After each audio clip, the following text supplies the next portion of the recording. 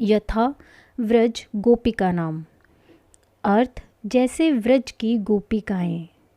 भावार्थ गोपी प्रेम परम प्रेम रूपा भक्ति का सर्व उत्कृष्ट उदाहरण है। गोपियों को स्मरण करके नारद जी ने अपने आप को धन्य कर लिया है। नारद जी जैसा परम प्रेम का मर्मज्ञ भी यदि गोपियों को परम प्रेम के उदाहरण के रूप में प्रस्तुत करता है तो इसमें कुछ अवश्य ही महत्व की बात होगी। गोपियाँ कृष्ण दीवानी थी क्योंकि उनके प्रेम में वासना तनिक भी नहीं थी। शुद्ध आध्यात्मिक प्रेम था। गोपियों के परिवार थे, बच्चे थे, पति थे, गौएं थीं। वे परिवार की देखभाल करती थी, पतियों की सेवा करती थी, दूध बिलोती थी, किंतु सब कर्तव्य बुद्धि से। जगत में आसक्ति नाम मात्र भी नहीं थी। कृष्ण की वंशी सुनने के लिए सदैव आतुर रहती थी। वंशी धुन में सुध बुध खो बैठती थी। जिस दिन कृष्ण दिखाई न दे वह बावली हो उठती थी। वंशी धुन से यहाँ तात्पर्य अंतर्नाद ध्वनि से है, जो कि अंतर में निरंतर गुंजारित रहता है। संसारी जनों का उधर लक्ष्य ही नहीं जाता। यदि लक्ष्य जाता भी है तो मन की मलिनता के कारण सुनाई नहीं देता। किंतु प्रभु भक्तों की नाद ध्वनि मलिनता हर लेते हैं। उस पर ऐसा मन एकाग्र उठता है कि भक्त अपनी सुध बुध खो बैठता है, किंतु फिर भी वह अपने कर्तव्य कर्मों के प्रति कभी उदासीन नहीं होता, गोपियों की भांति। किंतु सब कुछ केवल कर्तव्य बुद्धि या भगवान की सेवा समझकर करता है। गोपियाँ भक्तों का आदर्श है। जब कृष्ण गोपियों को छोड़कर मथुरा चले गए तो गोपियों की तो जैसे दुनिया ही उजड़ गई। उनका मन छटपटाने लगा। वह कृष्ण दर्शन के लिए तड़पती रहती। कृष्ण जी ने उद्धव जी को गोपियों को समझाने के लिए भेजा कि गोपियों को योग का साधन करना चाहिए, निर्गुण ब्रह्मा का ध्यान करना चाहिए। गोपियों ने उद्धव जी की बातें तो सुनी, किंतु टका सा जवाब दे दिया, हे उद्धव जी, हम किस मन से योग करें, निर्गुण ब्रह्मा का ध्यान करें। हमारे पास एक ही तो मन था, कोई 10-20 थे, 10-20 तो थे नहीं। वह भी कृष्ण जाते जाते साथ ले गए। हम योग तथा ध्यान कैसे कर सकती हैं? ऐसी एकाग्रता, ऐसी निष्ठा तथा ऐसी लगन थी गोपियों की, जो भक्तों का सदा से मार्गदर्शन करती आ रही हैं तथा प्रेरणा का स्रोत रही हैं। गोपियों के मन में कृष्ण जी ऐसे समाये हुए थे कि उन्हें कृष्ण के बिना कुछ सूझता ही नहीं था।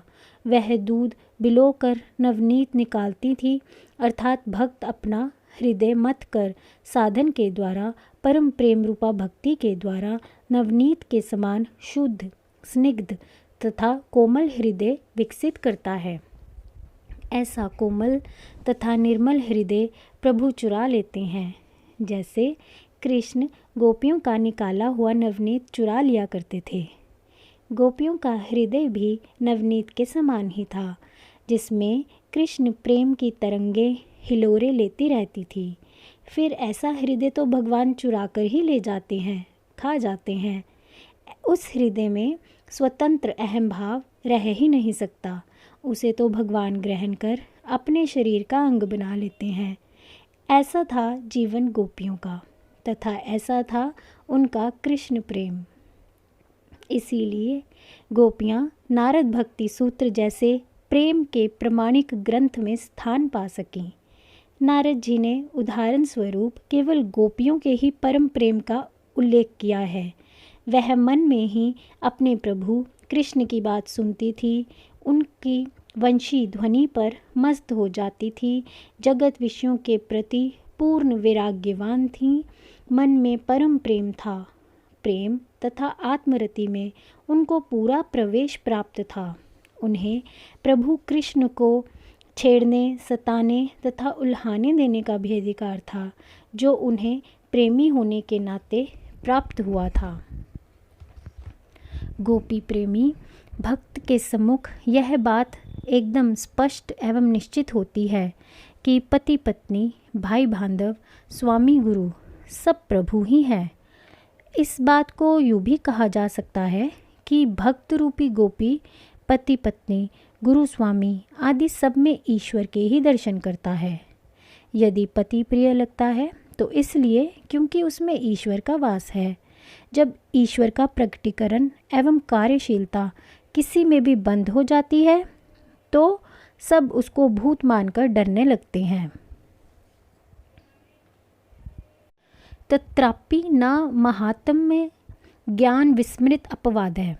अर्थ उसमें भी यानी गोपी प्रेम में भी महात्म्य ज्ञान यानी परमार्थ ज्ञान का अपवाद नहीं था। भावार्थ जो ज्ञान सभी साधनाओं एवं साधनों का अंतिम फल है, जो जीव का चिर प्रतीक्षित लक्ष्य है, जिसके बिना सुख प्राप्त होना संभव ही नहीं, वह ही महात्म ज्ञान है, जिसके लिए योगी जपी ज्ञानी दीर्घकालीन साधनाओं तपस्याओं तथा अनुष्ठानों में रत रहते हैं तथा जिसको प्राप्त करने के लिए प्रेमी भक्त सब ओर से मुंह मोड़कर अपना लक्ष्य एक प्रियतम पर ही लगाए रखते हैं, वह ही महात्म ज्ञान है। जिस ज्ञान से जीव की स्थिति जीवत्व से ऊपर उठकर शाश्वत चैतन्य आनंद स्वरूप नित्य तत्व में स्थापित हो जाती है, वह ही महात्म ज्ञान है। गोपियाँ चाहे अपने कर्तव्य पालन में दत्तचित होकर लगी हों अथवा कृष्णवंशी की मधुर तान में तन्मय हों, किंतु उनका अंतिम लक्ष्य उनकी दृष्टि से कभी भी ओझल नहीं हुआ। वह विषय भोगों की ओर तो कभी आकृष्ट होती ही नहीं है। मन का यह स्वभाव है कि जब तक उसका अस्तित्व बना रहता है वह हर वक्त कहीं ना कहीं लगा रहता है। यद्यपि उसके ठहराव का समय अत्यल्प हो जाने से वह अत्यंत चंचल हो जाता है, किंतु फिर भी थोड़े समय के लिए ही क्यों ना हो किसी न किसी विषय पर स्थिरता बनी रहती है। संसारी जीवों की यह अल्पकालीन स्थिरता नश्वर तथा परिवर्तनशील विषयों पर बनी रहती है, किंतु भक्त के अभिमुख अंतर्ज्ञान का सुखदायक तथा शाश्वत जैसा सात्विक विषय बना रहता है। जब तक मन इस योग्य बनता है कि अध्यात्म विषय पर स्थिर रह सके, तब तक उसकी चंचलता भी बहुत कुछ समाप्त हो चुकी होती है तथा उसकी एकाग्रता दीर्घ काल तक स्थायी बनी रहती है।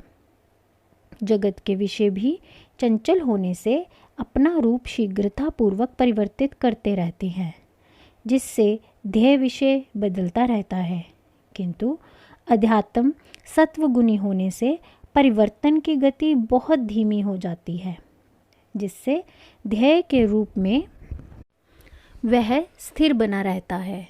इस प्रकार परम प्रेमी गोपी प्रेमी भक्तों के समक्ष परमार्थ का विषय बना ही रहता है।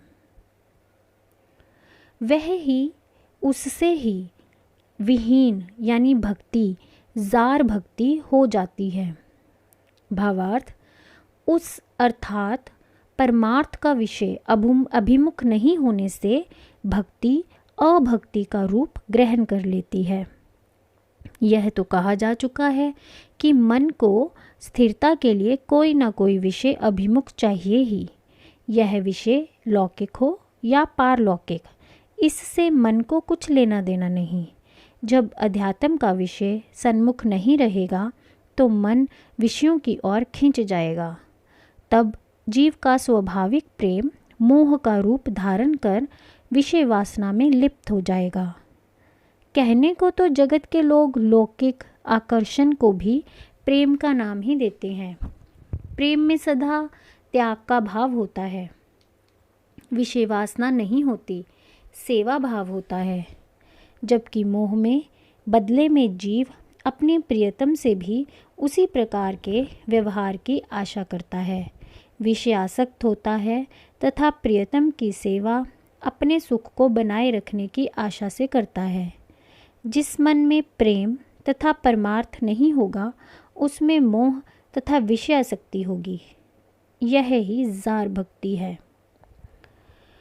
भक्त सदैव ही सतर्क रहकर अपने मन को परमार्थ साधनों में लगाए रखने का प्रयत्न करता है ताकि उसके अंतर में जार भक्ति का विकास ना होने पाए। धीरे धीरे उसका अभ्यास दृढ़ होता चला जाता है। अंततः उसे प्रभु कृपा होने पर प्रभु की तनिक अनुभूति का लाभ प्राप्त होता है, जिससे परमार्थ का लक्ष्य स्वभावतः ही उसके समक्ष बना रहता है। किंतु भक्त फिर भी अपनी सतर्कता का त्याग नहीं करता जब तक उसे अंतिम लक्ष्य की प्राप्ति नहीं हो जाती। इस प्रकार काफ़ी दूर तक ऐसी संभावना बनी रहती है कि भक्त अपना आंतरिक प्रेम भाव स्थिर नहीं रख पाता तथा इस प्रकार उसमें जार भक्ति प्रकट हो जाती है। नारद जी इसी संकट तथा संभावना की ओर भक्तों का लक्ष्य दिलवाने के लिए यह सूत्र में यह बात कहती हैं।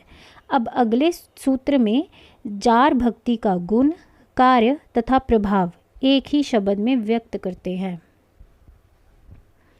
उसमें यानी जार प्रेम में वह सुख परमार्थ सुख नहीं है। जिधर जीव का लक्ष्य होगा उसी की कामना करेगा, उसी को प्राप्त करने का प्रयत्न करेगा, उसी की आशा में रहेगा तथा उसे कभी ना कभी प्राप्त भी होगा। जो लक्ष्य उसके सामने है ही नहीं, वह उसे प्राप्त भी कैसे हो सकता है। जार भक्ति में परमार्थ सन्मुख होता ही नहीं। अपने प्रियतम का भौतिक शरीर, उस शरीर से अनित्य सुख की आशा, भोग वासना, यह ही सब कुछ उसके सामने होता है। उसकी प्राप्ति के लिए, भोग के लिए वह प्रयत्नरत रहता है। यही सब कुछ मिल सकता है। यद्यपि यह मिलन क्षणिक ही होता है, किंतु परमार्थ की कल्पना या भावना उसके मन में होती ही नहीं। इससे वह सुख तो उसे प्राप्त हो ही नहीं सकता। मन का भाव तथा लक्ष्य चित्त स्थिति पर आधारित है। व्यवहार तथा साधन विशेष में भाव तथा लक्ष्य ही मुख्य है।